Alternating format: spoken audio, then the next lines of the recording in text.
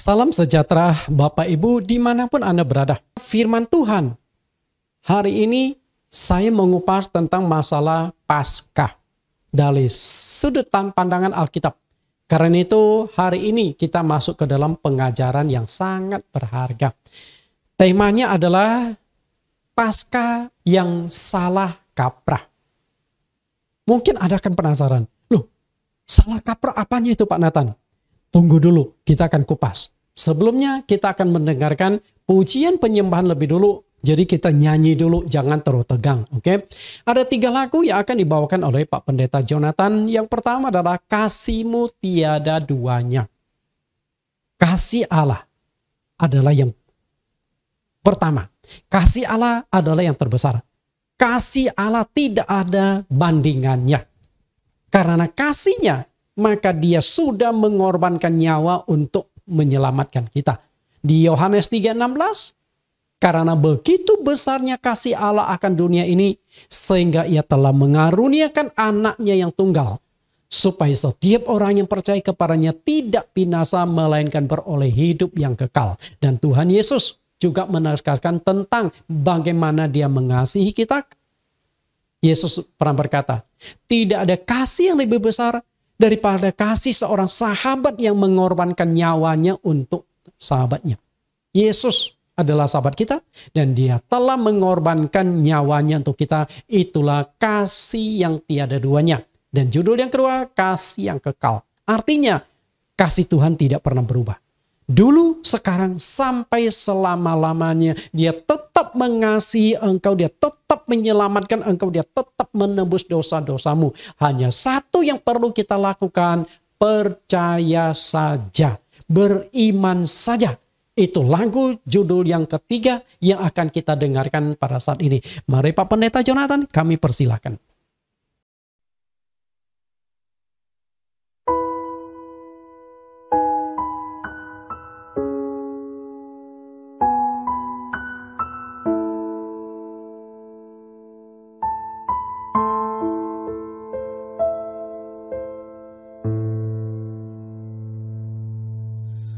Belum pernah ada kasih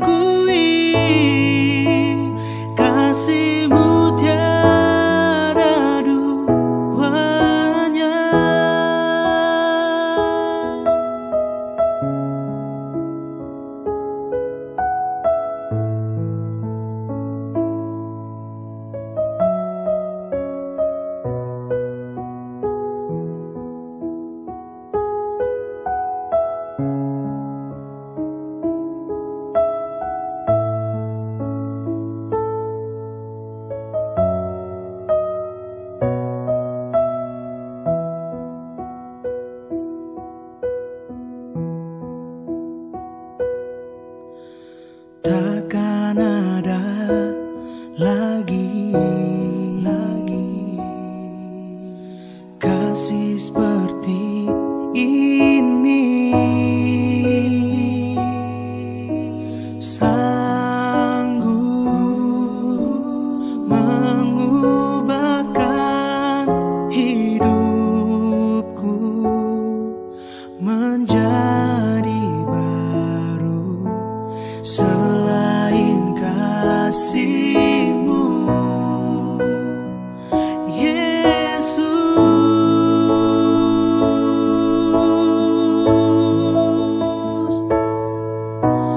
Kau ku kagumi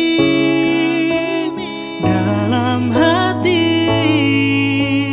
Kasih-Mu tiada duanya. Sampai kini ku akui kasih-Mu tiada duanya. Ku akui dalam hati kasih-Mu tiada duanya. Sampai kini ku akui kasih-Mu tiada duanya.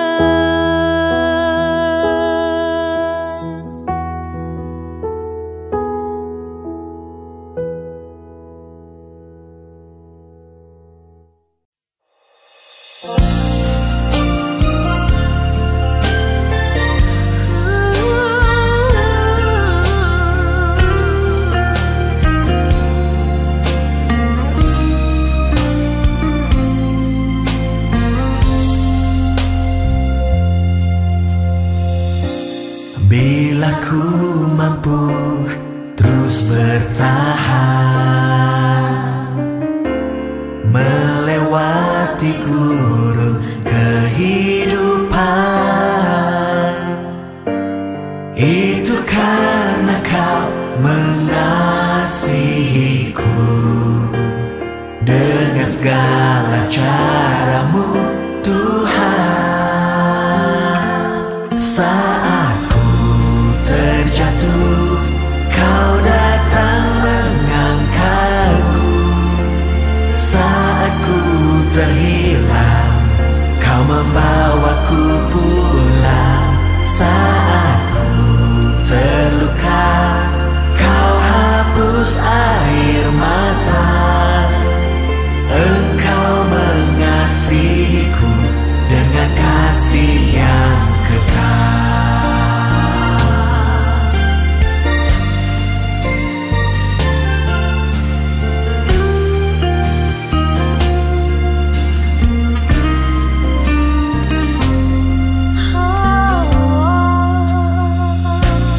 Bila ku mampu terus bertahan melewati gurun kehidupan, itu karena Kau mengasihiku dengan segala cara-Mu, Tuhan. Saat ku terjatuh, Kau datang mengangkatku. Saat ku terhilang, Kau membawaku pulang. Saat ku terluka, Kau hapus air mata. Engkau mengasihiku dengan kasih yang kekal.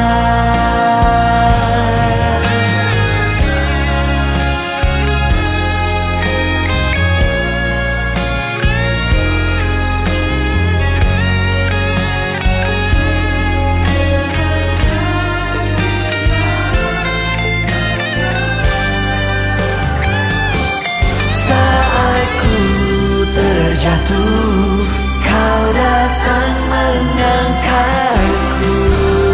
Saat ku terhilang,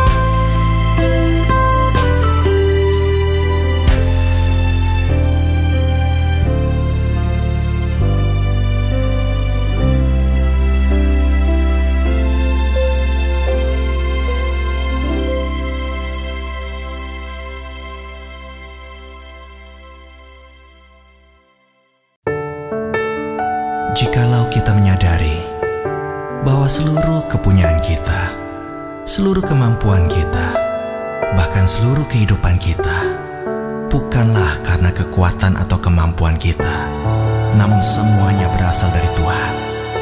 Maka dalam segala keadaan, kita selalu dapat melakukan satu hal: percaya saja kepada Tuhan. Ku hidup bukan oleh segala yang kelihatan dalam dunia, namun ku hidup oleh firman yang keluar dari mulut-Mu Tuhan. Sebab itu ku percaya saja kasih-Mu tahu yang terbaik bagiku. Ku percaya saja kuasa-Mu mampu beri kemenangan bagiku.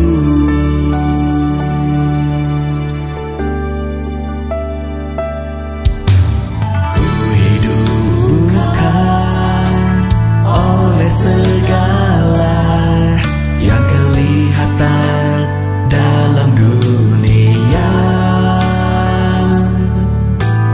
namun ku hidup oleh firman yang keluar dari mulut-Mu Tuhan. Sebab itu ku percaya saja kasih-Mu tahu yang terbaik bagiku. Ku percaya saja kuasa-Mu mampu beri kemenangan bagiku.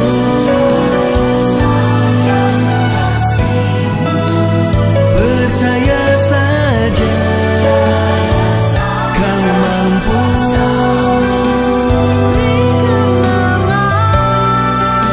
Sebab itu ku percaya saja kasih-Mu tahu yang terbaik bagiku. Ku percaya saja kuasa-Mu mampu beri kemenangan bagiku. Kuasa-Mu mampu beri kemenangan bagiku.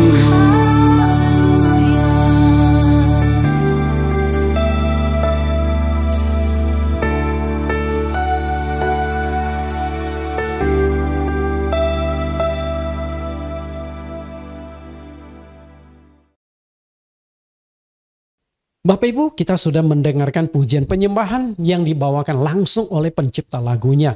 Saat ini kita akan mendengarkan firman Tuhan, kita akan berdoa lebih dulu.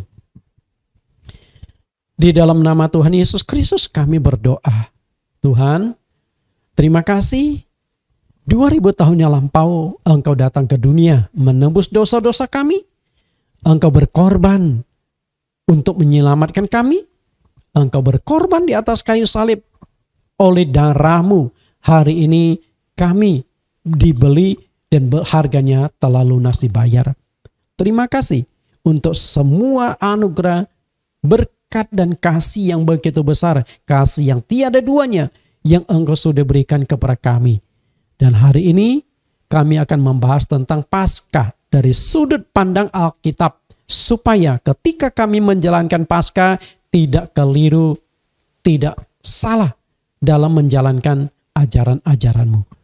Di dalam nama Tuhan Yesus dan oleh pimpinan Roh Kudus, kami siap mendengarkan firman Tuhan.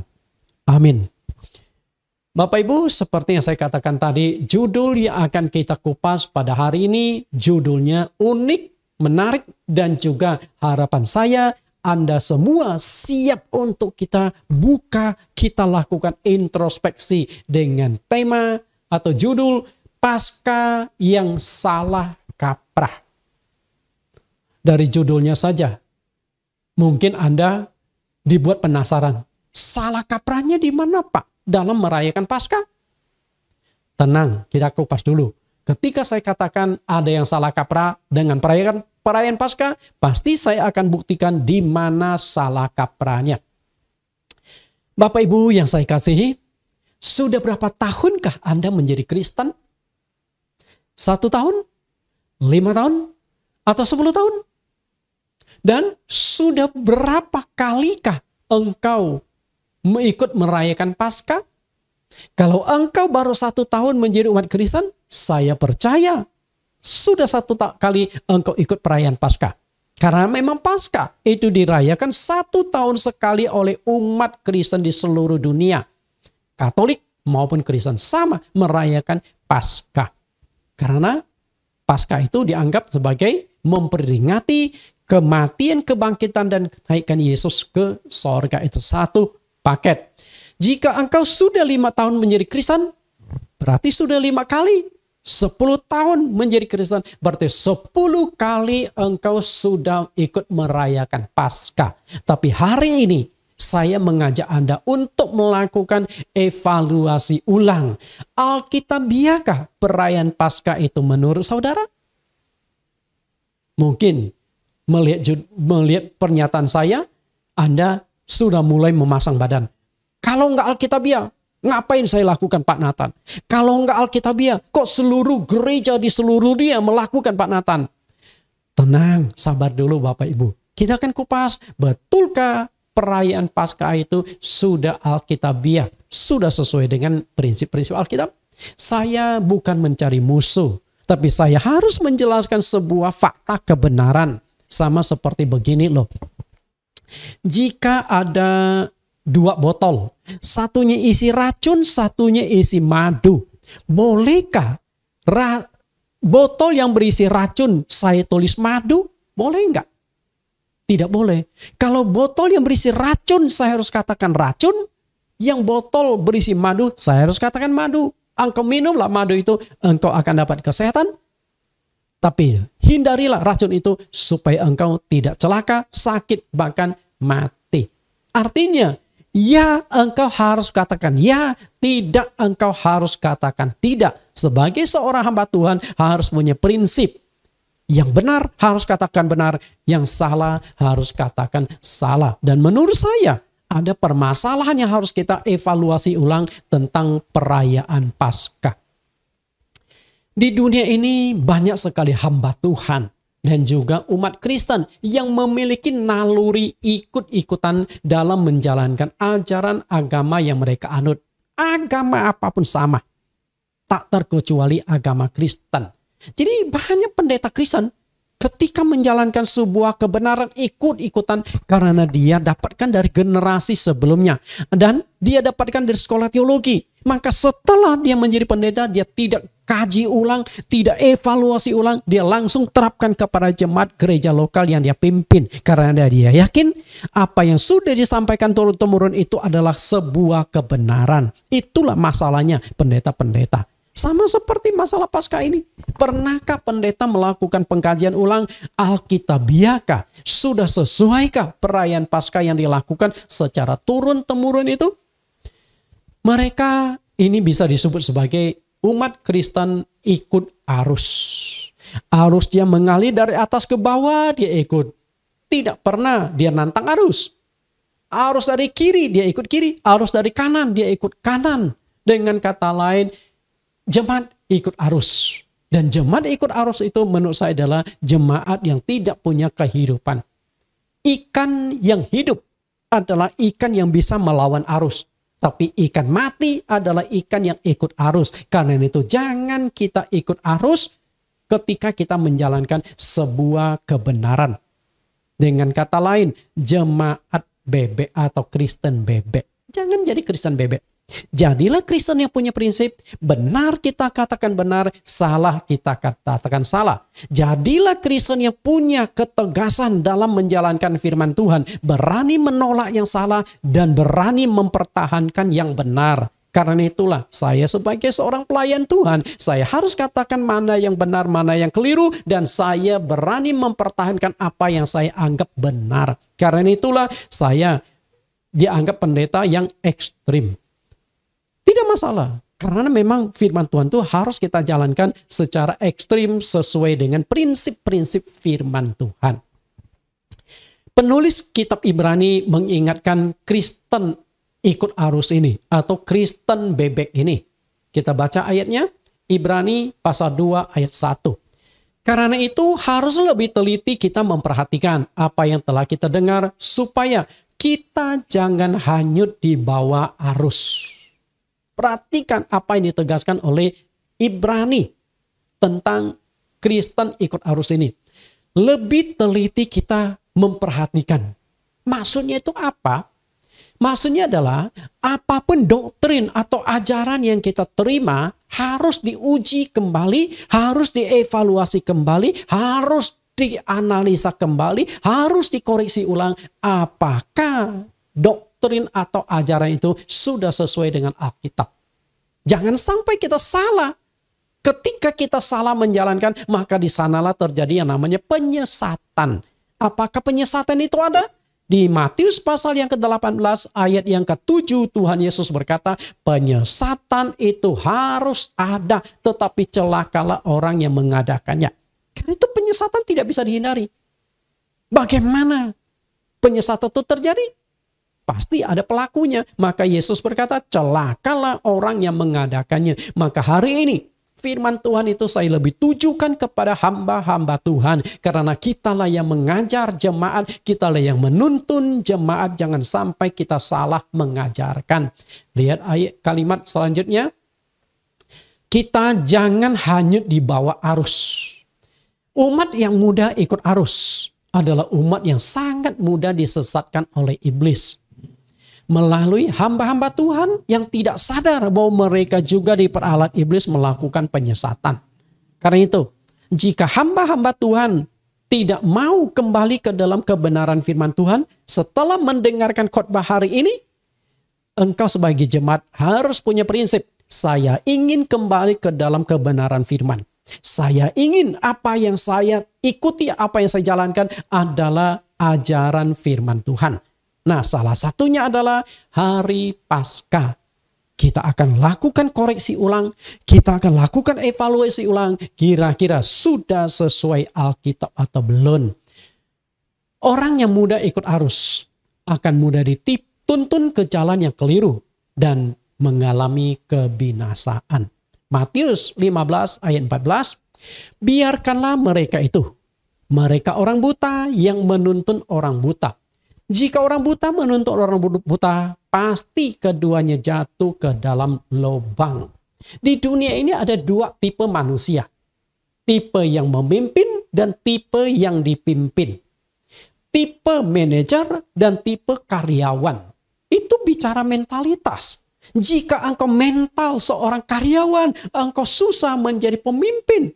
Karena pemimpin itu harus memanage. Maka disebut manajer, memanage orang lain. Nah, demikian pula di dalam kerohanian. Tipe jemaat dan tipe pemimpin.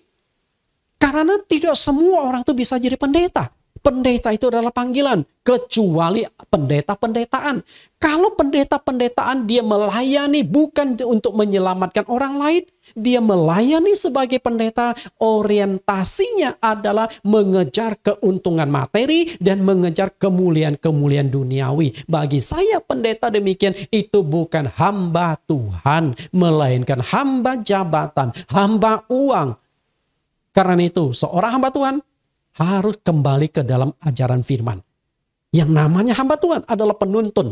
Dia menuntun jemaat, maka jemaat yang dituntun itu harus dituntun ke dalam seluruh kebenaran firman Tuhan.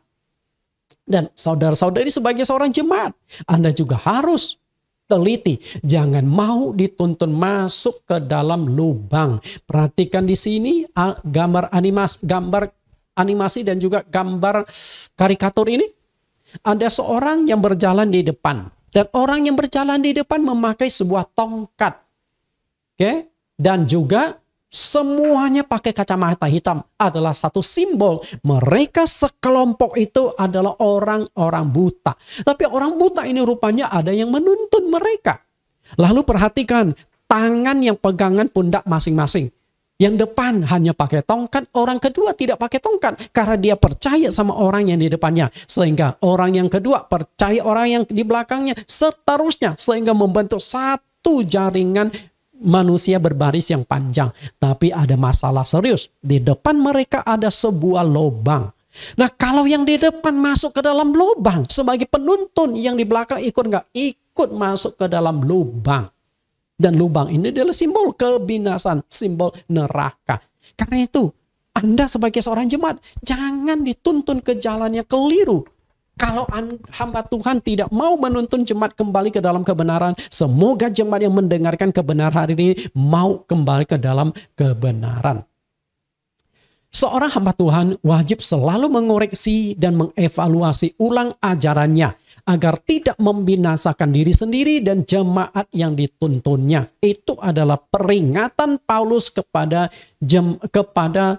pendeta muda yang bernama Timotius. Kita lihat peringatan Paulus ini.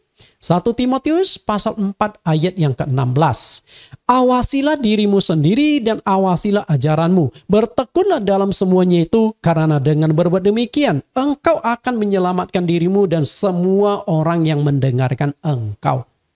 Penting sekali. Paulus katakan, awasilah ajaranmu.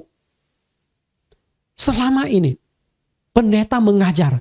Selama ini pendeta berkhotbah, apakah pendeta-pendeta pernah lakukan evaluasi ulang? Apa yang dikhotbahkan sudah sesuai dengan Alkitab atau belum? Hal ini sangat penting. Karena mempertaruhkan keselamatan. Keselamatan siapa? Keselamatan dirimu sendiri. Jadi, kalau pendetanya salah mengajarkan, otomatis pendetanya juga masuk ke neraka. Lalu siapa lagi akan masuk neraka? Orang yang dituntun oleh pendeta. Yaitu semua orang yang mendengarkan engkau. Karena itu pendeta punya tanggung jawab besar terhadap keselamatan jemaat. Menuntun jemaat ke jalan yang keliru, masuk ke dalam lubang, kita harus bertanggung jawab. Alkitab mengatakan, satu jiwa bertobat, malaikat di sorga bersorak-sorai. Artinya satu jiwa itu sulit didapat. Satu jiwa itu betapa berharga. Hanya satu orang bertobat, malaikat bisa bersorak-sorai. Nah, demikian pula kebalikannya. Jika satu jiwa kita tuntun ke jalan yang keliru, kita bertanggung jawab kepada Tuhan. Karena itulah hari ini saya mengajak hamba-hamba Tuhan. Saya tidak mau bermusuhan dengan Bapak Ibu hamba Tuhan, tapi saya rindu kita bisa menjadi rekan kerja. Kalau rekan kerja, berarti kita harus berani koreksi. Kalau saya salah, saya siap dikoreksi. Kalau Bapak Ibu keliru, apakah Bapak Ibu pendeta siap juga dikoreksi? Dan hari ini yang akan kita koreksi itu adalah tentang perayaan Paskah. Alkitabiakah perayaan Paskah yang dijalankan selama ini? Paskah. Apakah Paskah ini hari raya Yahudi atau hari raya umat Kristen? Pernah nggak kita berpikir? Paskah itu hari raya Yahudi atau hari raya Kristen? Harus bedakan dua hal itu. Anda tidak bisa berkata sama Pak. Kalau sama, berarti kita kembali lagi ke perjanjian lama. Yesus nggak usah muncul, cukup saja kitab suci perjanjian lama untuk menuntun kita pada keselamatan. Jadi harus memahami kebenaran itu dengan sangat jelas. Bapak Ibu yang saya kasihi, menurut saya, Paskah bukanlah hari raya umat Kristen, melainkan hari raya bangsa Yahudi di perjanjian lama. Karena itu jika hari ini Anda mengatakan kita merayakan Paskah, pertanyaan saya, betulkah istilah Paskah yang kita pakai zaman sekarang? Dan betulkah perayaan yang kita lakukan sudah sesuai dengan Alkitab?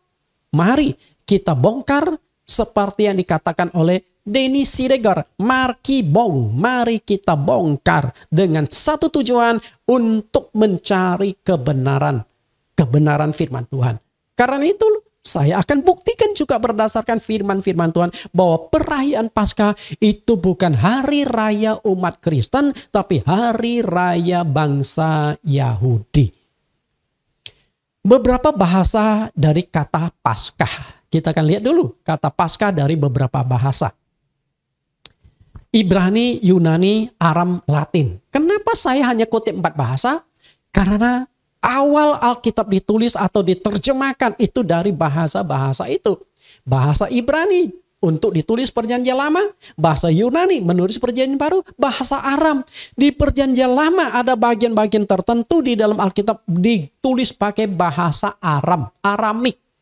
Kemudian bahasa Latin adalah bahasa yang kita pakai zaman sekarang. Karena huruf A sampai Z itu berbicara tentang huruf Latin.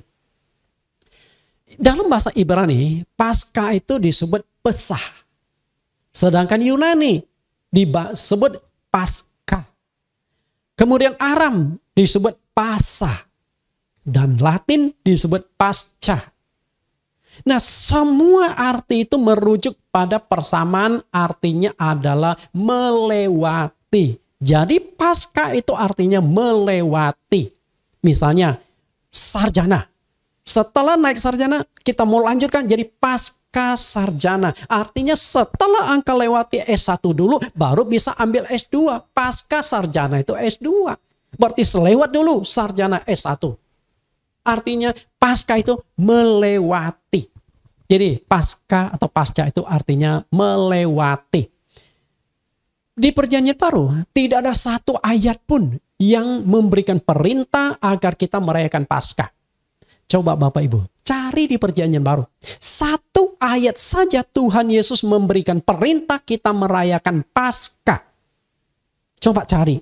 Saya katakan tidak ada. Nah kalau tidak ada, lalu kenapa kita jalankan? Karena Paskah itu adalah hari raya bangsa Yahudi. Bukan hari raya orang Kristen. Jika Tuhan Yesus merayakan Paskah, dia orang Yahudi yang memang dia tunduk kepada hukum Taurat. Jika murid-murid merayakan Paskah, mereka orang Yahudi. Wajar.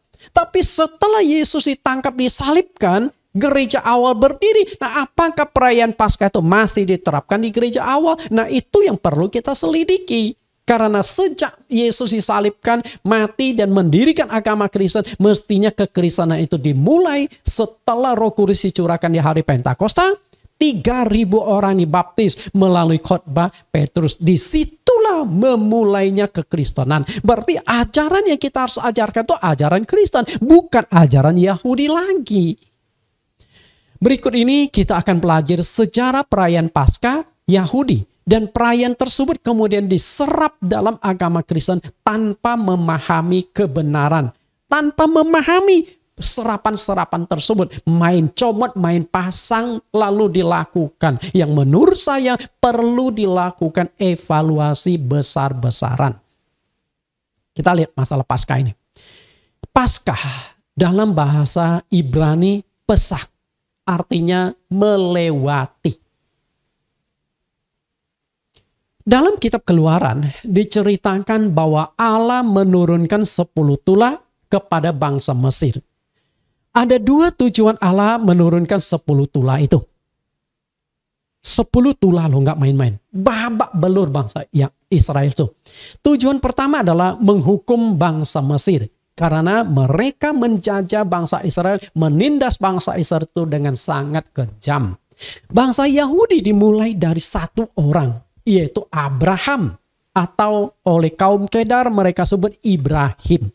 Dari Abraham itu lahirlah Ishak dan lahirlah Ismail. Dari 2 ibu yang berbeda. Ishak lahir dari Sarah, Ismail lahir dari Hagar. Tapi Tuhan tidak memilih Hagar atau Ismail. Dan yang dipilih adalah Ishak. Kemudian dari Ishak lahirlah 2 anak, Esau dan Yakub. Dan Allah tidak memilih Esau. Yang dipilih adalah Yakub. Dari Yakub punya 4 orang istri, lahirlah 13 anak. 12 laki-laki dan 1 perempuan. Perempuan bernama Dina. Nah, dari 12 anak laki-laki itulah membentuk 12 suku Israel. Nah itulah cikal bakal terbentuknya bangsa Israel. Ketika Yusuf menjadi perdana. Jadi waktu Abraham hidup, Abraham itu sebenarnya sudah sempat tinggal di tanah Kanaan. Tanah Kanaan bertumbuh. Yakub juga tinggal di tanah Kanaan. Nah sampai kemudian Yusuf dipimpin oleh Tuhan masuk ke Mesir, kemudian menjadi Perdana Menteri Mesir. Dan sebagaimana melalui mimpi Firaun akan terjadi 7 tahun masa kelimpahan dan 7 tahun masa kelaparan. Dan Yusuf saat itu akhirnya diangkat menjadi Perdana Menteri. Di masa kelimpahan dia simpan semua hasil-hasil tani, dia simpan. Dan waktu terjadi 7 tahun kelaparan, 7 tahun musim kemarau, akhirnya semua simpanan Yusuf itu dikeluarkan. Dan di saat itulah akhirnya Yakub, ayahnya Yusuf, satu keluarga 70-an jiwa datang dan tinggal di Mesir. Dan di Mesir itu mereka berkembang biak bertahun-tahun sampai 430 tahun mereka beranyak cucu. Mencapai 2 jutaan orang. Kemudian setelah Yusuf meninggal, beberapa generasi akhirnya tampillah Firaun yang begitu keras, begitu jahat. Firaun mana? Di Alkitab tidak dicatatkan namanya, tapi dalam sejarah dicatatkan Firaun Ramses ketiga. Itu yang paling kejam menindas bangsa Israel. Dan kenapa kita tahu itu Ramses ketiga? Di Alkitab ada sedikit bocoran atau catatan. Saat itu Firaun itu menindas, memaksa mereka kerja rodi, kerja paksa tanpa dibayar. Membangun 2 kota namanya Piton dan Ramses. Nah itu ada di kitab Keluaran, Piton dan Ramses. Jadi kemungkinan Ramses itu diambil dari nama Firaun Ramses yang ketiga. Jadi mereka itu ditindas. Bayi-bayi yang laki-laki dibuang ke sungai untuk dipersembahkan kepada buaya-buaya. Bapak Ibu yang saya kasih, sedang sangat kejam. Maka Tuhan mendatangkan 10 tulah dalam menghajar mereka. Lalu yang kedua, agar bangsa Mesir mau melepaskan umat Israel keluar dari Mesir menuju ke tanah Kanaan. Melalui 10 macam tulah mereka dibuat babak belur. Akhirnya mereka berpikir ulang. Kalau bangsa Israel tetap tinggal di sini, mereka bisa habis-habisan dihajar oleh Tuhan. Dan dari 10 tulah tersebut, tulah yang paling mengerikan, yang menakutkan itulah tulah yang terakhir, yaitu kematian semua anak sulung manusia maupun anak sulung binatang. Tuhan sudah ingatkan. Tulah yang ke-10, kematian semua anak sulung. Nah anak sulung yang akan mengalami kematian itu semuanya terancam. Jadi jangan beranggapan bangsa Israel itu lolos. Enggak, bangsa Israel anak sulung manusia, anak sulung binatang juga terancam. Tapi Tuhan memberikan solusi dapat lolos bagaimana kematian itu tidak terjadi kepada anak sulung dan juga anak sulung manusia dan juga anak sulung hewan. Kita lihat bagaimana solusinya. Tulah ke-10 adalah kematian anak sulung. Kita lihat dulu ayatnya. Keluaran 11 ayat 1. Berfirmanlah Tuhan kepada Musa, aku akan mendatangkan satu tulah lagi atas Firaun dan atas Mesir. Sesudah itu ia akan membiarkan kamu pergi dari sini. Apabila ia membiarkan kamu pergi, ia akan benar-benar mengusir kamu dari sini. Tuhan berkata, ada satu tulah yang terakhir. Okay? Satu tulah lagi, yaitu kematian anak sulung. Kita lihat ayat 4 dan ayat 5. Berkatalah Musa, beginilah firman Tuhan, pada waktu tengah malam, aku akan berjalan dari tengah-tengah Mesir.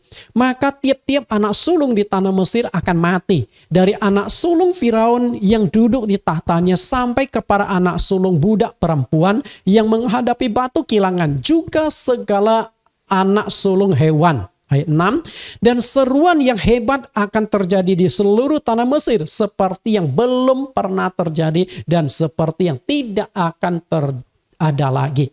Tuhan berkata, sebelum yang pernah terjadi artinya ini tulah yang paling menakutkan. Karena semua keluarga tidak ada satupun yang lolos dari kematian. Karena semuanya pasti punya anak sulung, kecuali mandul, betul nggak? Kalau mandul pun ini suami istri, kalau suaminya adalah anak sulung, mati juga. Betul? Karena semua anak sulung perempuan, laki-laki akan mengalami kematian. Dengan kata lain, semua keluarga itu pasti berkabung. Jika di Mesir itu ada 1000 keluarga, berarti ada 1000 kematian. Jika ada 100.000 keluarga, maka ada 100.000 kematian. Jika di Mesir ada 10 juta penduduk, maka ada 10 juta kepala keluarga, maka di dalam itu ada 10 juta kematian. Mengerikan nggak? Mengerikan. Maka di sini adalah jerit tangis, teriak ketakutan, sampai tidak sanggup lagi menguburkan mayat. Jika hari ini, gara-gara virus corona melanda 3 tahun, dunia goncang, heboh, dan mayat tidak sanggup ditangani oleh pemakam-pemakam mayat. Tidak sanggup dibakar lagi. Baru sedikit loh. Tapi di sini setiap keluarga, pada COVID nggak melanda, nggak membuat mati setiap keluarga. Saya juga pelintas COVID, mantan kena COVID, walaupun hampir mati, tapi tetap hidup. Artinya, yang hidup lebih banyak daripada yang mati kalau COVID. Satu keluarga kena COVID, belum tentu ada yang mati di dalamnya, betul? Tapi tulah ke-10 itu pasti terjadi kematian, tidak bisa dihindari. Tiap anak sulung di tanah Mesir akan mati. Anak sulung manusia dan anak sulung hewan. Anak sulung manusia termasuk putra mahkota Firaun, calon raja, itu juga akan mengalami kematian. Betapa mengerikannya. Kita lihat pada malam terakhir itu Allah akan menjalani seluruh wilayah Mesir. Allah akan mendatangkan tulah kematian kepada semua anak sulung manusia dan hewan.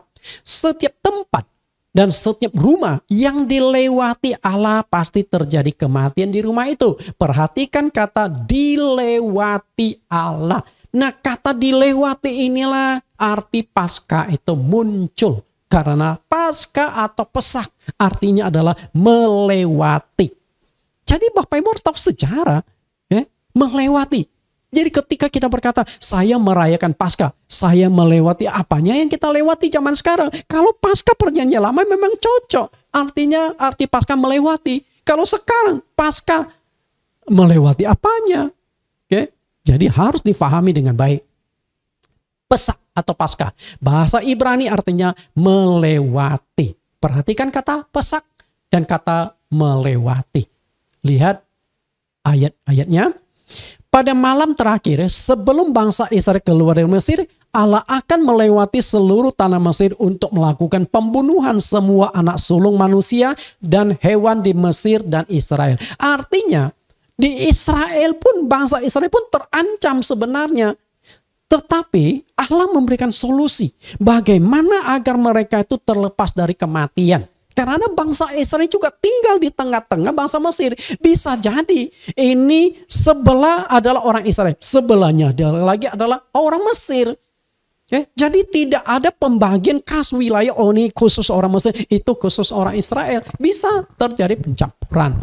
Nah, di saat Tuhan melewati, Tuhan berkata satu-satunya solusi agar engkau selamat, tidak terjadi kematian adalah di ambang-ambang pintu kalian dioleskan dengan darah domba. Dan juga kedua tiang pintu dioleskan dengan darah domba. Kita lihat bagaimana Tuhan berikan perintah itu. Keluaran 12 ayat 21.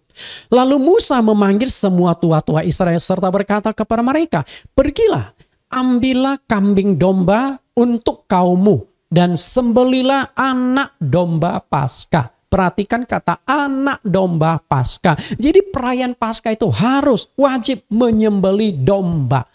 Kalau Anda hari ini merayakan Paskah, kambing siapa yang Anda potong? Domba siapa yang Anda korbankan? Jadi lucu kalau Anda mengatakan saya merayakan Paskah tetapi tidak ada hewan yang dipotong, karena perayaan Paskah itu identik dengan pemotongan hewan. Ayat 22, kemudian kamu harus mengambil seikat hisop dan mencelupkannya dalam darah yang ada dalam sebuah pasu. Dan darah itu kamu harus sapukan pada ambang atas dan pada kedua tiang pintu.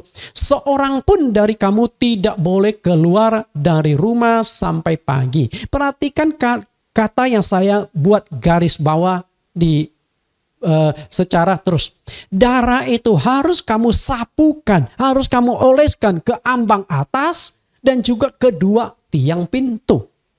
Ayat 23, Dan Tuhan akan menjalani Mesir untuk menulahinya. Apabila ia melihat darah pada binatang, darah pada ambang atas dan pada kedua tiang pintu itu, maka Tuhan akan melewati pintu itu dan tidak membiarkan pemusnah masuk ke dalam rumahmu untuk menulahinya. Kita lihat, jadi malam hari Tuhan lewat. Tuhan perhatikan setiap pintu. Jadi berapa cepatnya Tuhan lewat? Oh, sangat cepat karena seluruh Mesir itu hanya satu malam Tuhan lewati. Nah, perhatikan kata ia melihat darah di tiang pintu, Tuhan akan melewatinya sehingga tidak terjadi kematian. Nah, kata melewati inilah dimaknai sebagai kata pasca. Jadi pasca itu artinya melewati. Jadi Tuhan lihat, oh di sini ada tanda darah. Tuhan lewat, maka di dalam tidak terjadi kematian. Nah, ini juga berlaku bagi orang Mesir. Jika ada orang Mesir yang polos, yang kebetulan tetangganya adalah orang Israel, lalu orang Israel berkata, Tuhan kami akan menghajar kalian loh dengan tulah kematian semua anak sulung. Tapi Tuhan kami memberikan sedikit kesempatan menyelamatkan diri. Oles ambang pintu dan tiang pintumu. Karena di dalam Alkitab tidak ada larangan bagi bangsa Israel untuk menceritakan kepada orang Mesir. Masalahnya mereka mau percaya enggak? Dan Bapak Ibu perlu tahu, ketika bangsa Israel keluar dari Mesir menuju ke tanah Kanaan, bukan murni bangsa Israel, banyak juga bangsa-bangsa lain yang ikut keluar, ikut bergabung dengan mereka pergi menuju ke tanah Kanaan yang dijanjikan Tuhan. Anda bisa baca di dalam Keluaran. Nah, berarti mereka juga ada kemungkinan selamat karena mereka mengikuti petunjuk Tuhannya orang Israel. Perhatikan kata Paskah atau pesak, artinya melewati. Dari sejarah singkat itu kita telah tahu bahwa Paskah itu dalam bahasa Ibrani artinya melewati. Melewati. Berarti hari raya Paskah ini sama sekali tidak ada hubungan dengan orang Kristen. Itu adalah sejarah bangsa Yahudi. Jadi jelas ya Bapak Ibu, sejarah bangsa Yahudi. Kalau gitu, Paskah ini bukan untuk kita. Paskah ini adalah hari raya bangsa Yahudi. Perhatikan kata Paskah dan kata Yahudi. Dan Yohanes, Rasul Yohanes, ketika dia menulis kitab sucinya, dia tegaskan Paskah ini bukan untuk orang Yahudi, bukan untuk orang Kristen. Kenapa demikian? Karena Yohanes itu pengikut Yesus. Dan Yohanes menulis kitabnya itu 100 tahun lebih sesudah agama Kristen itu berdiri. Maka dia harus memberikan petunjuk dengan jelas. Ingat loh, kita memang keturunan Yahudi. Tapi Paskah itu adalah hari raya bangsa Yahudi, bukan hari raya Kristen. Perhatikan ayatnya. Yohanes 2 ayat 13. Ketika hari raya Paskah orang Yahudi sudah dekat, Yesus berangkat ke Yerusalem. Paskah orang Yahudi, jelas nggak? Bukan Paskah orang Kristen. Ayat lain, Yohanes 6 ayat 4. Dan Paskah, hari raya orang Yahudi sudah dekat. Satu ayat lagi, Yohanes 11 ayat 55. Pada waktu itu hari raya Paskah orang Yahudi sudah dekat dan banyak orang dari negeri itu berangkat ke Yerusalem untuk menyucikan diri sebelum Paskah itu. Perhatikan kenapa Yohanes menekankan berulang kali Paskah hari raya orang Yahudi. Karena Yohanes murid Tuhan Yesus yang menulis Injil Yohanes, yang menulis 1, 2, 3 Yohanes dan menulis kitab Wahyu ingin memurnikan ajaran kekristenan. Bahwa hari raya Paskah bukan untuk orang Kristen. Sangat jelas sekali Yohanes menegaskan Paskah adalah hari raya bangsa Yahudi. Karena itu aneh jika Anda bukan orang Yahudi lalu ikut-ikutan merayakan Paskah. Anda itu jangan lupa identitas. Menjadi orang Kristen tidak mesti jadi orang Yahudi. Harus bisa membedakan antara orang Yahudi dengan orang Kristen. Orang Yahudi memang umat pilihan, tapi orang Kristen adalah pengikut Yesus. Dan kita ikuti ajaran Kristus, bukan ajaran Yahudi. Lebih aneh lagi, jika Anda merayakan Paskah, tapi tidak pernah ada potong hewan. Ini kan aneh. Paskah apa yang Anda rayakan? Kita akan lihat lebih jauh. Pesak atau Paskah artinya melewati. Yahudi non-Kristen dan Yahudi Kristen dan umat Kristen. Siapa yang harus merayakan Paskah? Kita lihat dari 3 kelompok orang ini. Non-Yahudi, Yahudi non-Kristen. Artinya orang-orang Yahudi yang belum percaya Yesus, yang belum terima Yesus. Mereka layak merayakan Paskah. Karena itu memang hari raya mereka. Oke. Lalu bagaimana dengan orang Yahudi Kristen? Karena banyak orang Yahudi yang sudah percaya pada Tuhan Yesus. Ketika kami kunjungan ke Israel, kami masuk ke gereja-gereja orang Yahudi. Kebetulan tour guide kami. Seorang wanita, kalau tidak salah Ibu Sheila atau apa. Itu orang Yahudi. Dan dia orang Kristen. Bapak Ibu, kalau dia Yahudi Kristen, maka dia tidak perlu merayakan Paskah lagi. Demikian pun umat-umat Kristen tidak perlu merayakan Paskah lagi. Jadi, Paskah itu bukan ajaran Kristen. Jika engkau umat Kristen masih merayakan Paskah, maka disinilah saya katakan salah kaprah. Sesuai dengan judul khotbah kita hari ini, judul pengajar hari ini, Paskah yang salah kaprah. Dan berapa banyak orang itu salah kaprah? Kita lihat lebih jauh. Orang Kristen zaman sekarang memaknai Paskah itu sebagai peringatan kematian dan kebangkitan Yesus Kristus. Memperingati kematian dan kebangkitan Yesus. Ini lebih kacau lagi. Kenapa harus pakai istilah Paskah dalam peringatan itu? Coba. Kalau Anda mau peringati kematian Yesus, memperingati kebangkitan Yesus, ya silakan. Kalau menurut Anda Alkitabiah. Tapi pertanyaan saya, apa hubungan dengan Paskah? Kenapa mesti pakai istilah Paskah? Gitu loh. Lalu apakah berkaitan dengan Paskah Yahudi? Nah, kalau berkaitan berarti Anda menjadi Yahudi lagi, bukan Kristen lagi. Tidak ada korelasi dan tidak ada satu ayat pun Yesus memberikan perintah memperingati hari kebangkitannya. Betul nggak? Coba Bapak Ibu cari. Yesus bangkit dari kematian, Yesus naik ke sorga. Ada nggak Yesus perintahkan untuk dirayakan, untuk diperingati? Sama sekali tidak ada. Nah, kalau tidak ada perintah, jangan kita ada-adakan. Karena firman Tuhan itu sangat jelas. Di Ulangan pasal 4 ayat 2, janganlah engkau menambahi firman Tuhan dan jangan engkau menguranginya. Ulangan 12 ayat 32 juga sama. Firman Tuhan tidak boleh ditambah, tidak boleh dikurangi. Bagaimana kita memaknai Paskah Yahudi? Nah, sekarang kita lihat dari Paskah Perjanjian Lama, bagaimana kita memaknainya di dalam kekristenan. Apakah kita merayakan seperti bangsa Yahudi atau tidak? Sentral dari Paskah Yahudi adalah pemotongan anak domba. Yang darahnya akan dipakai untuk dioleskan di ambang atas dan kedua tiang pintu. Makan daging domba Paskah, roti tidak beragi dan sayur pahit. Jadi cara bangsa Israel merayakan Paskah adalah memotong anak domba Paskah. Dan hewan yang dipotong itu untuk mereka panggang, mereka makan. Sedangkan darah itu mereka oleskan ke ambang atas dan kedua tiang pintu. Dan hewan yang dipotong itu satu keluarga itu 1 ekor. Tapi kalau keluarganya itu terlalu kecil, hanya 2 orang, maka boleh gabung. Tetangga kiri kanan gabung, jadi potong 1 ekor hewan domba Paskah. Jadi Tuhan tidak membebani mereka juga. Dan waktu mereka makan, mereka harus membuat roti yang tidak beragi. Maka selama 7 hari perayaan Paskah, bangsa Yahudi tidak boleh menyimpan ragi. Tidak boleh. Kalau ada yang menyimpan ragi atau makan ragi pasti dibunuh. Lalu memakan sayur pahit. Memakan roti dan sayur pahit itu adalah satu simbol penderitaan mereka di Mesir. Kepahitan yang mereka alami di Mesir. Karena Tuhan akan membawa mereka ke tanah Kanaan. Jadi melepaskan mereka dari penderitaan. Yesus Kristus sudah menggenapi Paskah dengan mengganti anak domba Paskah. Nah, kita lihat 1 Korintus 5 ayat 6 sampai 8. Anak domba Paskah itu siapa? 1 Korintus 5 ayat 6 sampai 8.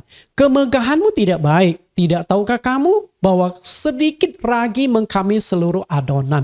Perhatikan ragi dan adonan. Adonan itu kalau nggak punya ragi nggak akan bisa berkembang. Jadi supaya adonan, tepung itu bisa berkembang maka harus dikasih ragi. Tapi ragi makna lain itu adalah pengajaran. Sedikit pengajaran yang keliru akan berdampak pada ajaran-ajaran yang sesat. Sama juga, siapa yang pertama kali menetapkan hari Paskah itu perlu dirayakan, itu ragi. Awalnya sedikit ragi, kemudian berkembang sampai akhirnya ragi itu menghamiri seluruh dunia. Menghamiri seluruh dunia Kristen, sehingga orang Kristen ikut-ikutan merayakan Paskah. Padahal tidak pernah diperintahkan Tuhan di perjanjian baru. Itulah ragi. Lalu ayat yang ke-7. Buanglah ragi yang lama itu. Artinya ajaran Yahudi harus dilepaskan. Bukan ajaran kita lagi. Karena ajaran yang kita ikut itu adalah ajaran Kristus. Kalau ajaran Yahudi sudah sesuai Alkitab, Yesus tidak perlu lahir lagi. Yesus tidak perlu mati disalibkan lagi, betul. Cukup saja kita menganut agama Yahudi. Karena itu agama Yahudi tidak ada keselamatan sejak Yesus tampil. Karena Yohanes 14 ayat 6, akulah jalan kebenaran dan hidup. Tidak seorang pun yang datang kepada Bapa kalau tidak melalui aku. Ini Yahudi atau non-Yahudi, masa bodoh. Artinya orang Yahudi tidak akan selamat kalau dia tidak percaya Yesus. Sama seperti Paulus, ahli Taurat, yang berusaha menghancurkan agama Kristen. Kenapa Paulus berusaha menghancurkan agama Kristen? Dia anggap agama dari Allah adalah agama Yahudi dan agama Kristen itu sesat. Maka dia berusaha menghancurkan. Tapi apa yang terjadi? Seorang ahli Farisi, ahli Taurat yang anti Kristen menjadi rasul Kristen. Bahkan dia menulis banyak kitab. Termasuk juga 1 Korintus 5 ayat 6-8 adalah tulisan yang dulunya anti Kristen. Yahudi asli dari suku Benjamin.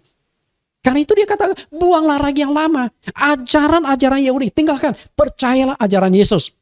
Supaya kamu menjadi adonan yang baru. Adonan yang baru itu adalah ajaran yang baru. Karena itu kalau Paskah itu adalah ajaran Yahudi, kenapa kita kembali lagi ke adonan yang lama? Adonan yang baru harus kita pegang.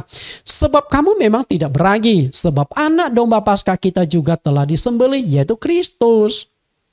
Artinya apa?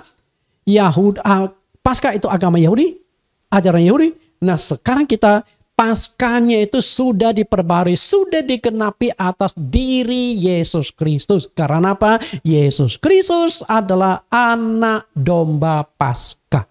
Intinya di sana.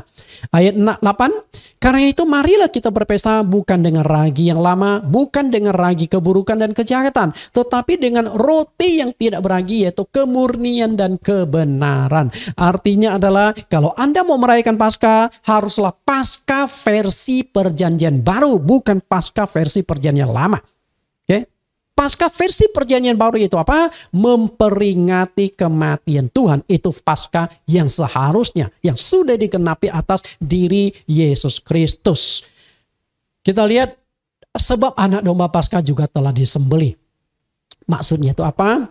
Karena itulah Yohanes Pembaptis menyebut Yesus adalah anak domba. Jadi Yesus itu adalah anak domba Paskah yang sudah disembelih. Artinya Paskah perjanjian lama sudah digenapi atas diri Yesus Kristus. Berarti Paskah perjanjian lama sudah tidak perlu dijalankan lagi. Yohanes 1:29, pada keesokan harinya Yohanes melihat Yesus datang kepadanya dan ia berkata, lihatlah anak domba Allah yang menghapus dosa dunia. Dan anak domba inilah yang akan menyelesaikan dosa, yang akan menebus dosa kita. Perhatikan gambar ini Bapak Ibu. Bagaimana darah domba Paskah itu dioleskan ke ambang pintu dan juga ke dua tiang pintu. Bangsa Yahudi diselamatkan dan tidak terjadi kematian anak-anak sulung karena darah anak domba yang dioleskan di ambang atas dan pada kedua tiang pintu. Itu yang menyelamatkan mereka. Makanya perayaan Paskah mutlak harus ada potong hewan. Kalau tidak ada potong hewan, maka itu bukan Paskah. Karena Paskah itu artinya melewati darah hewan. Itulah yang dioles ketika Tuhan melewati setiap rumah melihat ada olesan darah, maka tidak akan terjadi kematian. Keluaran 12:21. Lalu Musa memanggil seluruh tua-tua serta berkata kepada mereka, pergilah, ambillah kambing domba untuk kaummu dan sembelilah anak domba Paskah. Ayat ini sudah kita baca, tapi saya ingin tegaskan lebih jauh. Ayat 22, kemudian kamu harus mengambil seikat hisop dan mencelupkannya dalam darah yang ada dalam sebuah pasu. Dan darah itu harus kamu sapukan pada ambang atas dan pada kedua tiang pintu. Seorang pun dari kamu tidak boleh keluar pintu rumahnya sampai pagi. Ayat 23. Dan Tuhan akan menjalani Mesir untuk menulahinya. Apabila ia melihat darah pada ambang atas dan pada kedua tiang pintu itu, maka Tuhan akan melewati pintu itu dan tidak membiarkan pemusnah masuk ke dalam rumahmu untuk menulahinya. Nah, ayat yang kita baca ulang supaya Bapak Ibu tangkap. Diselamatkan oleh darah anak domba. Nah, demikian pula hari ini. Prinsip yang sama. Kita diselamatkan juga oleh darah anak domba. Darah yang tidak bercacat noda, yaitu darah Kristus Yesus. Karena itulah Yesus Kristus itu adalah anak domba yang sudah disembelih. Lihat yang dikatakan oleh Rasul Petrus. 1 Petrus 1 ayat 18. Sebab kamu tahu bahwa kamu telah ditebus dari cara hidupmu yang sia-sia, yang kamu warisi dari nenek moyangmu itu bukan dengan barang yang fana, bukan pula dengan perak atau emas. Artinya tidak ada yang bisa menembus dosamu. Engkau tidak bisa membayar, engkau mau bayar 100 juta, 1 miliar, 10 miliar, 1 triliun, tidak ada uang yang bisa menebus dosamu. Dosamu tidak bisa ditebus dengan harta kekayaan apapun. Makanya Yesus katakan di Matius pasal 16 ayat 26, apa gunanya seorang memperoleh seluruh dunia tetapi kehilangan nyawanya, dan apa yang dapat diberikan sampai pengganti nyawanya? Artinya seluruh dunia kekayaan engkau miliki tidak ada gunanya, tidak bisa mengganti nyawamu karena tidak bisa menebus dosamu. Dosa tidak bisa ditebus dengan duit berapapun. Satu-satunya cara menebus dosa adalah darah Yesus Kristus. Karena itulah darah Yesus, darah yang sangat mahal. Ayat 19, melainkan dengan darah yang mahal, yaitu darah Kristus. Yang sama seperti darah anak domba yang tak bernoda dan tak bercacat. Darah Kristus. Jadi itu darah yang mahal. Karena itulah untuk menebus dosa. Engkau mau bayar berapa ratus triliun. Tapi untuk dapat penembusan dosa lewat Yesus Kristus, tidak usah bayar, gratis. Itulah kasih karunia. Tuhan memberikan kasih karuniamu kepada engkau dan kepada saya. Karena itu kita percayalah kepada Yesus, mengikuti ajaran Yesus. Karena darah Yesus lebih berharga dari anak domba yang tak bercacat. Jadi ketika mengorbankan anak domba itu, memang domba itu harus dikurung 14 hari, diselidiki tiap hari. Ada nggak kecacatan? Kalau besok timbul titik merah, maka harus diganti. Darah domba itu tidak boleh bercacat. Sama seperti Yesus yang tidak bercacat noda. Mengapa darah domba Paskah harus dioleskan pada kedua tiang pintu? Kenapa ya? Kenapa nggak kiri kanan samping rumah? Apakah malaikat Tuhan itu masuk benar-benar ke dalam rumah? Enggak, hanya lewati. Dan ketika lakukan pembunuhan di dalam rumah itu juga, emangnya Tuhan itu nggak bisa tembus tembok, nggak bisa tembus lewat pintu belakang? Bisa. Jadi bisa masuk lewat segala arah. Karena apa? Karena pintu itu adalah tempat keluar masuknya manusia. Itu adalah simbol Yesus Kristus. Karena Yesus Kristus itu adalah pintu. Jadi harus jelas ya, kenapa darah harus dioleskan ke pintu? Karena pintu itu melambangkan Yesus Kristus. Perhatikan ayat ini, perhatikan kata domba dan pintu. Yohanes 10 ayat 1 sampai 2, kemudian ayat 7. Aku berkata kepadamu, sesungguhnya siapa yang masuk ke dalam kandang domba dengan tidak melalui pintu, tetapi dengan memanjat tembok, ia adalah seorang pencuri dan seorang perampok. Ayat 2, tetapi siapa yang masuk melalui pintu, ia adalah gembala domba. Ayat 7, maka kata Yesus sekali lagi, aku berkata kepadamu, sesungguhnya akulah pintu ke domba-domba itu. Perhatikan kata yang saya buat klip-klip, akulah pintu menuju domba-domba itu. Makanya kenapa pintu-pintu itu, tiang-tiang itu, ambang atas harus diolesin darah? Karena Yesus Kristus adalah anak domba Allah dan Yesus itu adalah pintu menuju domba-domba. Jadi clear sekali ya. Oke. Paskah. Paskah perjanjian lama sudah selesai. Artinya tidak perlu dijalankan lagi. sudah tergenapi dengan sempurna melalui pengorbanan Yesus Kristus, sang anak domba di Bukit Golgota, yang kebetulan Yesus dikorbankan atau disalibkan bertepatan dengan hari raya Paskah. Nah, yang saya khawatirkan inilah terjadi pencampuran bahwa Paskah Yahudi dengan agama Kristen. Karena apa? Ketika Anda memperingati kematian Tuhan, lalu Anda samakan dengan perayaan Paskah, padahal dua itu berbeda. Katanya saja, kalimat Paskah saja sudah beda. Kalimat Paskah di Perjanjian Lama maknanya adalah melewati. Sedangkan Perjanjian Baru melewati apanya? Jadi kata Paskah tidak bisa dipakai lagi. Matius 26 ayat 1-2. Setelah Yesus selesai dengan segala pengajarannya itu, berkatalah ia kepada murid-muridnya, kamu tahu bahwa 2 hari lagi akan dirayakan Paskah. Maka anak manusia akan diserahkan untuk disalibkan. Memang Tuhan sudah merancang. Karena Yesus adalah anak domba Paskah, Yesus yang akan menggantikan domba Paskah, otomatis Yesus harus dikorbankan juga di hari raya Paskah. Berarti yang kita peringati itu bukan Paskah Perjanjian Lama lagi, tapi pengorbanan Yesus Kristus. Nah, kalau itu pengorbanan Yesus Kristus, dengan sendirinya tidak bisa pakai merayakan Paskah.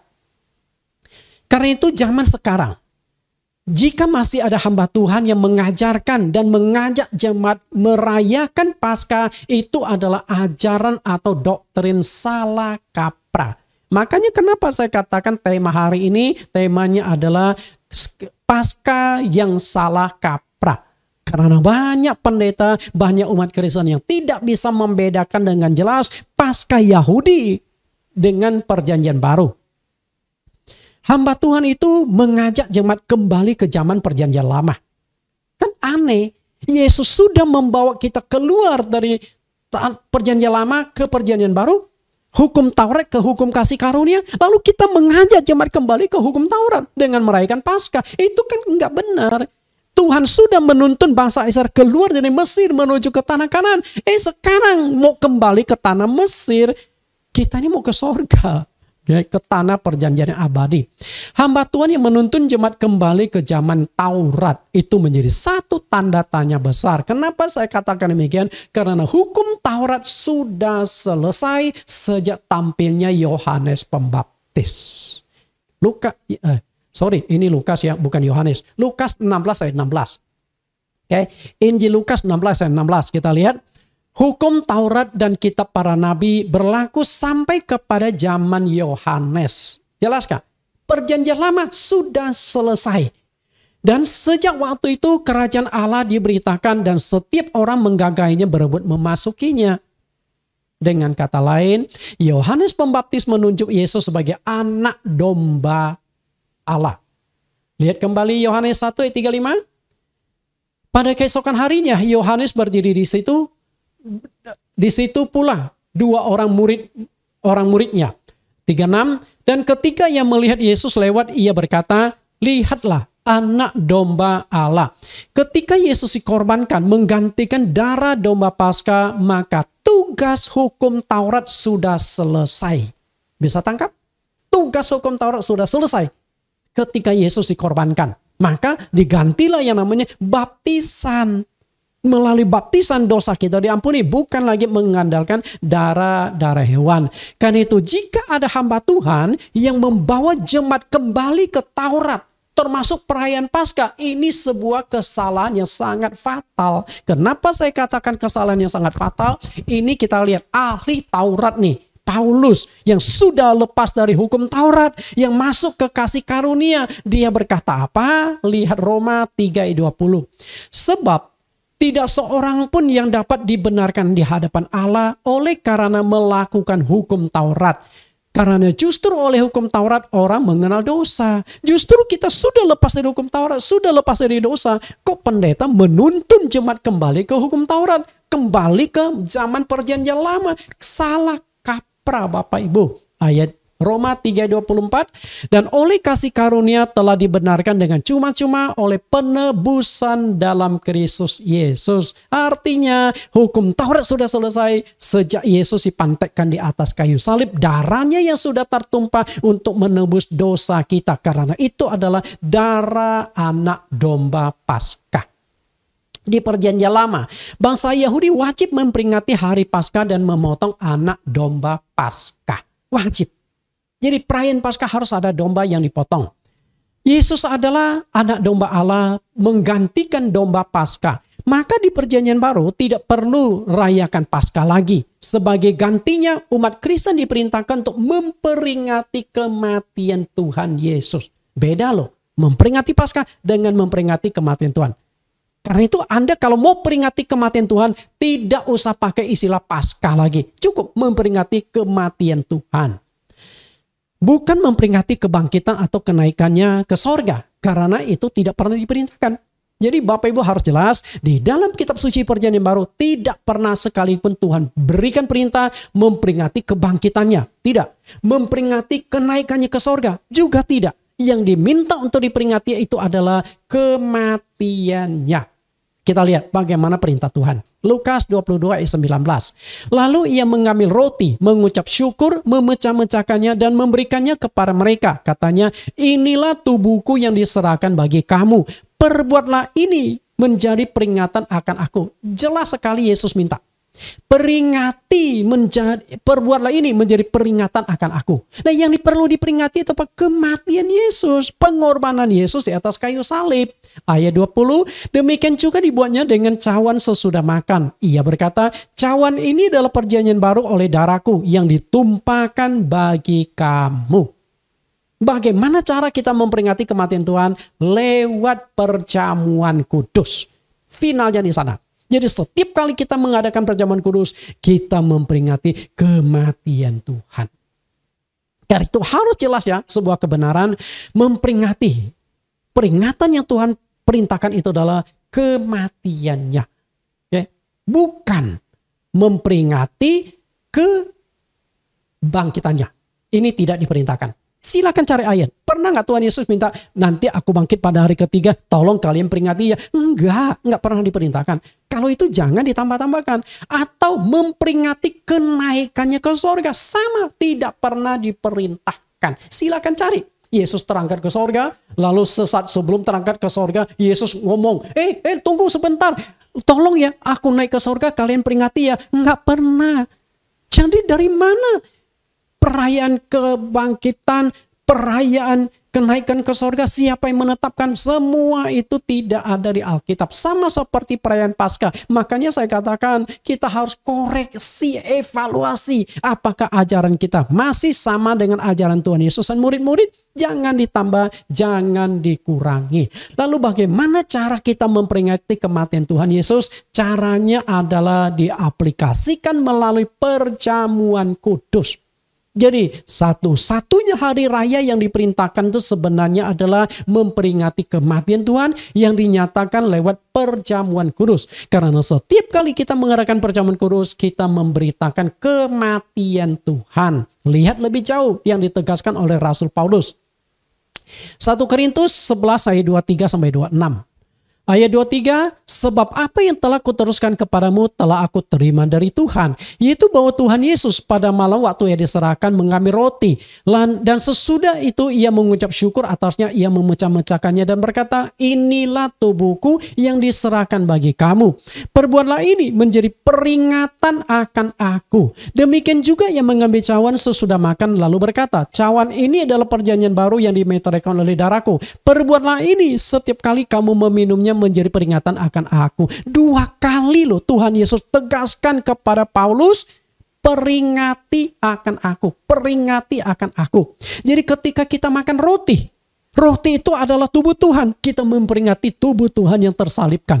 Jadi ketika kita minum anggur itu adalah darah Tuhan yang tercurah di Bukit Golgota yang mengalir tubuh Tuhan. Beringatilah ini. Artinya cara kita memperingati kematian Tuhan adalah ketika kita melakukan perjamuan kudus. Ayat 26. Sebab setiap kali kamu makan roti ini dan minum cawan ini, kamu memberitakan kematian Tuhan sampai ia datang. Final sudah. Artinya Tuhan perintahkan bukan merayakan Paskah, bukan kebangkitan, bukan kelahiran, bukan juga kenaikan ke sorga. Yang dia minta untuk diperingati itu adalah kematiannya. Dan cara kita memperingati kematiannya itu adalah dengan mengadakan perjamuan kudus. Mungkin Anda akan bertanya, Pak Pendeta, kalau kita diperintahkan memperingati kematian Tuhan, apakah perlu menetapkan satu hari atau tanggal tertentu dalam memperingati kematian Tuhan? Saya jawab tidak perlu. Kita lihat lebih jauh penjelasannya. Lihat baik-baik ayat yang ke-26 ini. Apakah memperingati kematian Tuhan itu perlu ditetapkan 1 tahun sekali pada tanggal tertentu? Sama sekali tidak perlu. Karena memang tidak diperintahkan seperti itu. Oke, sebab setiap kali kita mengadakan perjamuan kudus, saat itulah kita memperingati kematian Tuhan Yesus. Maka perhatikan kata, setiap kali kamu makan roti ini dan minum cawan ini. Setiap kali. Nah, makna setiap kali itu sangat tentatif.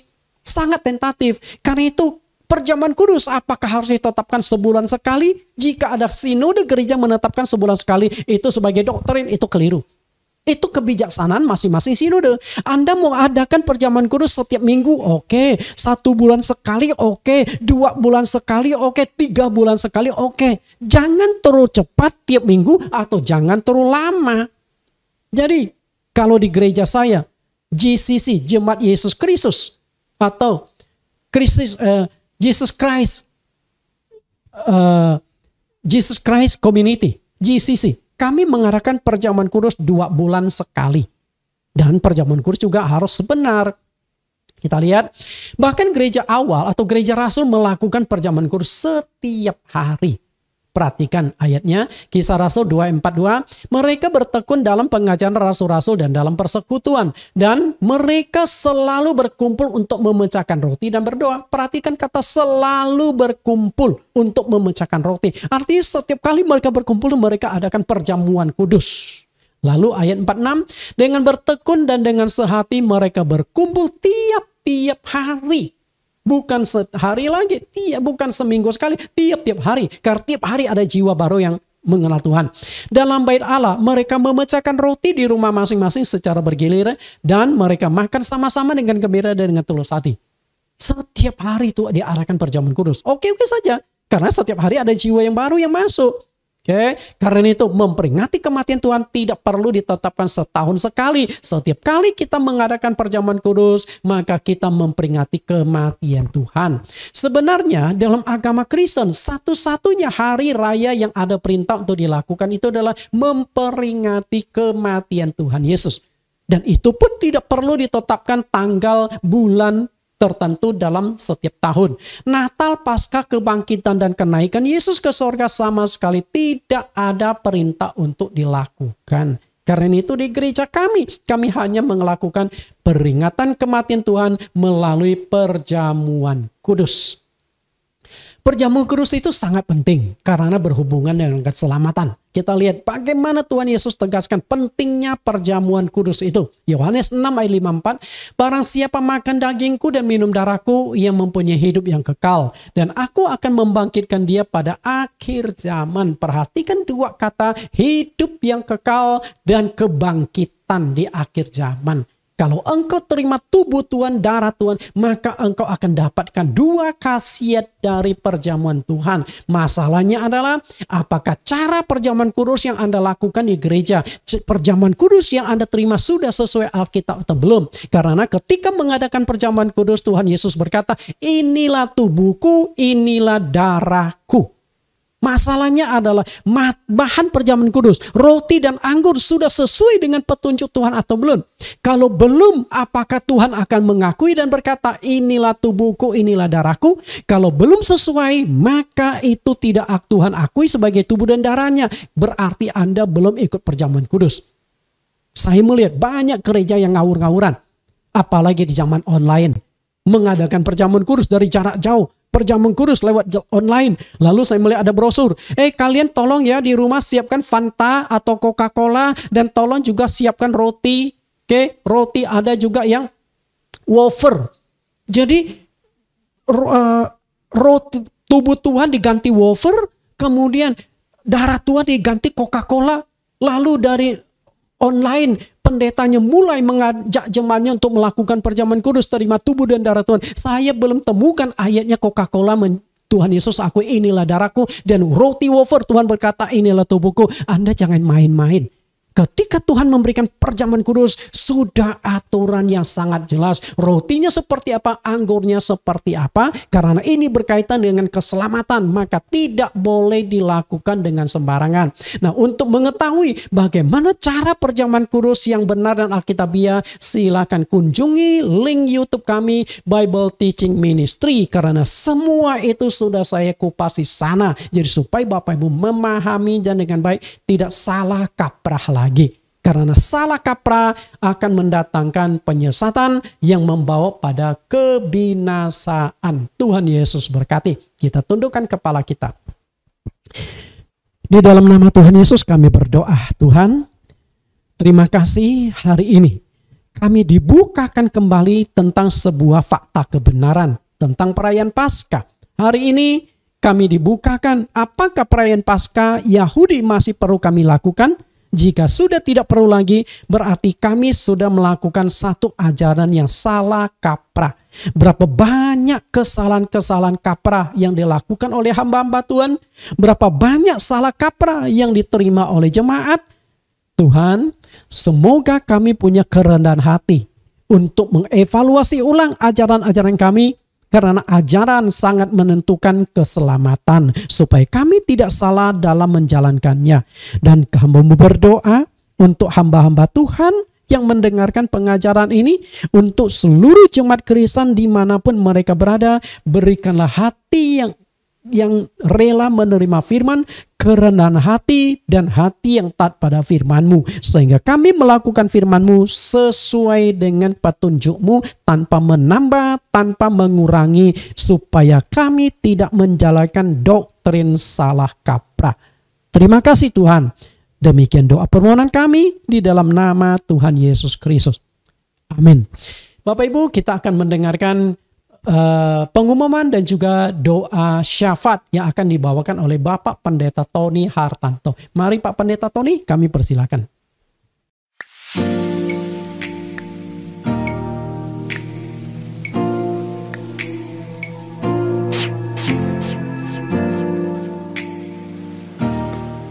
Shalom Bapak Ibu Saudara yang terkasih di dalam Tuhan. Merupakan kasih dan anugerah yang sungguh luar biasa dari Tuhan Yesus Kristus. Kembali di saat yang indah ini, kita semua dapat berhimpun bersama-sama untuk mendengarkan kebenaran firman Tuhan yang telah disampaikan oleh hambanya, yaitu Bapak Pendeta Nathan Jurnawan. Karena melalui kebenaran firman Tuhan, kita semua telah menerima anugerah keselamatan dan jaminan hidup yang kekal. Atas nama seluruh jemaat, pengurus dan simpatisan, mengucapkan terima kasih kepada Bapak Pendeta Nathan Jurnawan atas pelayanan firman Tuhan hari ini.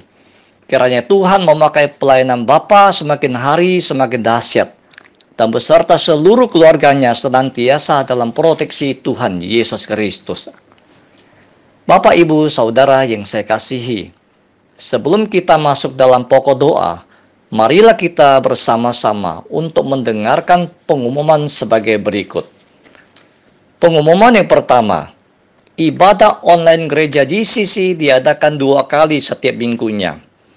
Ibadah yang pertama melalui via Zoom, yaitu jam 10 sampai jam 11.30.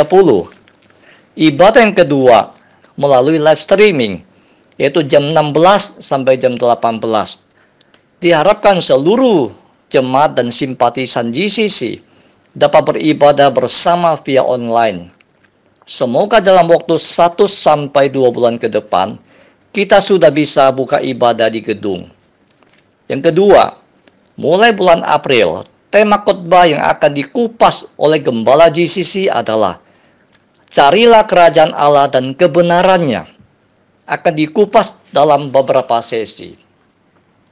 Yang ketiga, Gereja GCC telah membuka pendaftaran baptisan air angkatan yang ke-23.